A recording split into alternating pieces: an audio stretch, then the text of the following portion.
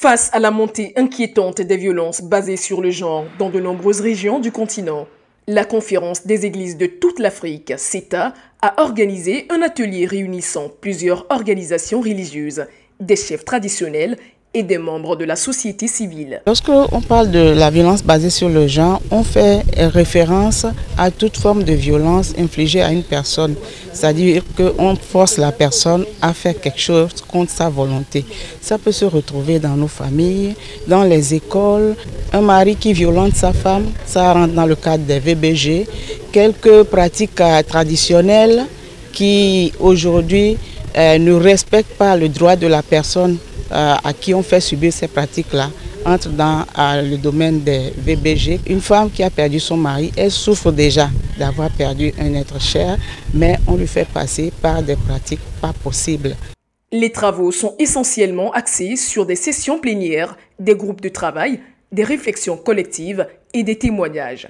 C'est des cris alarmants, des cris de cœur, ce qui a motivé la CEVA en ce qui concerne cette période d'activisme.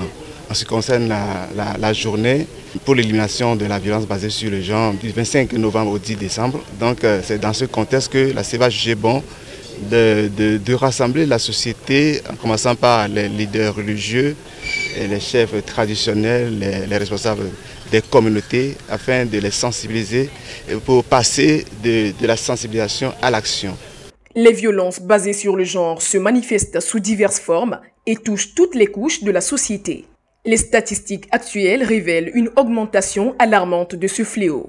En tant que musulman, et l'islam étant une religion basée sur l'amour, le pardon, l'équité, la concertation, et donc on lutte contre la violence.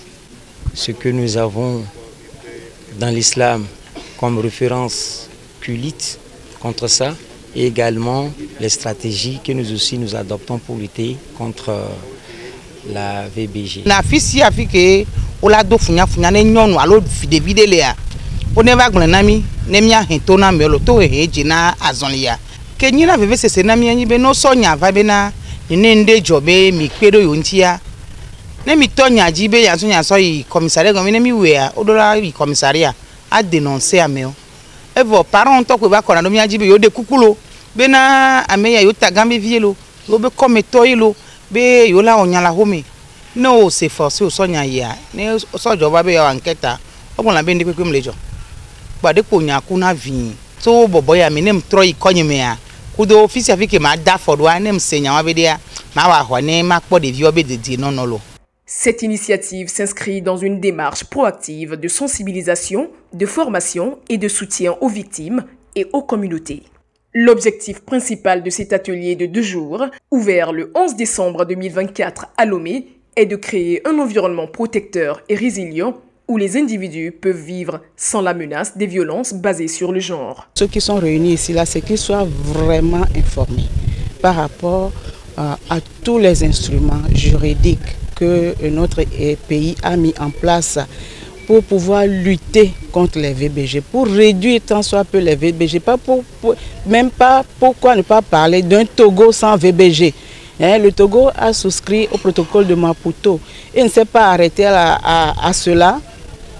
Et on est en train de faire la domestication. À l'issue de ces 2 jours de travaux, les participants ont formulé des recommandations visant à passer de sensibilisation à l'action afin de favoriser un environnement plus sûr et égalitaire pour tous.